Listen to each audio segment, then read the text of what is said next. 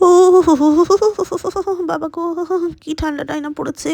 ঠান্ডাতে একদম আমার হাত পা সব জমে যাচ্ছে, মনে হয় সারাক্ষণ কম্বলের তলায়। তাহলে কি উফ, এই ঠান্ডা একটু চা না খেলে হয়। তার জন্য দৌড়ে চলে আসলাম রান্নাঘরে। একটা বাটি বসিয়ে একটু জল ঢেলে দিলাম, জলটা ফুটছে ফুটছে। এর মধ্যে দিয়ে দেবো একটু আদা, এবার দেবো হচ্ছে দুটো থেতো করা লবঙ্গ। এবার ভালো করে জলটা ফুটছে।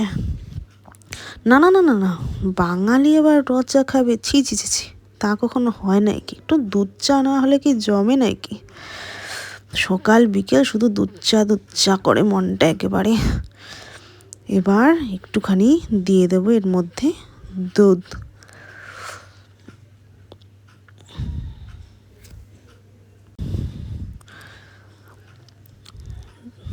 এবার ভালো করে নেড়ে চেড়ে, আহা উফ, চা বানাতে বানাতে একেবারে হাত পা ঠান্ডা হয়ে যাচ্ছে। বাপরে বাপ, কি ঠান্ডা পড়েছে। কলকাতায় আছি না সিমলাতে আছি না দার্জিলিংয়ে আছি বুঝতে পারছি না। কি বলছেন সবাই? ঠান্ডাটা জমিয়ে পড়েছে বলুন এবার। ঠান্ডা পড়ে না, ঠান্ডা পড়ে না। এই দুধটা ফুটে উঠলো, এর মাঝখানে দিয়ে দিলাম 1 চামচ চিনি। চিনি দিয়ে ভালো করে ফুটিয়ে নিয়ে এরপরে আস্তে আস্তে দেবো হচ্ছে চা পাতা। চা পাতা দিয়ে ভালো করে ফোটাবো। তারপরে বলেন, আপনাদের দেশে কীরকম ঠান্ডা পড়েছে? আর কে কোথা থেকে আমার এই চায়ের ভিডিওটা দেখছেন অবশ্যই বলবেন। আর এই চায়ের ভিডিওতে দেখতে দেখতে কার মনে হচ্ছে 1 কাপ চা আমি একটুখানি করে নিয়ে বসি। আমি জানেন তো প্রথমে চা খেতাম না। এই আমার কর্তা মশাই আছে, সে খুব চা প্রেমী। মানে তাকে যখন ইচ্ছা তখন বলবেন চা খাবেন, হ্যাঁ। চা খাবেন, হ্যাঁ। আমি একদমই চা খেতাম না, কিন্তু আমি আবার র চা খেতে পারি না। আমার একটুখানি দুধ চাই লাগে। তবে শীতকালে একটু 2-3 কাপ হয়েই যায় আমারও।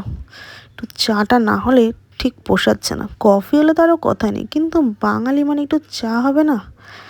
একদম লাল এরকম কড়া একটা চা হবে। ঘুম থেকে উঠে 1 কাপ চা। দুপুরবেলা ভাতের পরে উফ, কম্বলেতে বসে বসে মনটা করে 1 কাপ চা। ঘুম থেকে উঠেই বিকালবেলা মনে পড়ে একটুখানি 1 বাটি মুড়ি নিয়ে বসি, 1 কাপ চা। রাত্রিবেলা ঠিক ভাত খাওয়ার আগেই মনে হয় উফ, 1 কাপ চা। যদি এরকমই 1 কাপ চা 1 কাপ না খাই তাহলে হবে কি করে? তাহলে কিসের আমরা বাঙালি? এই চাটা একটুখানি ঢেলে নিই। উফ, কড়া করে একটা এরকম চা, 1 কাপ আমার। খেয়ে নেবো এই কাপ। আর 1 কাপ নিয়ে যাচ্ছি ওই আমার কর্তামশাইয়ের জন্য।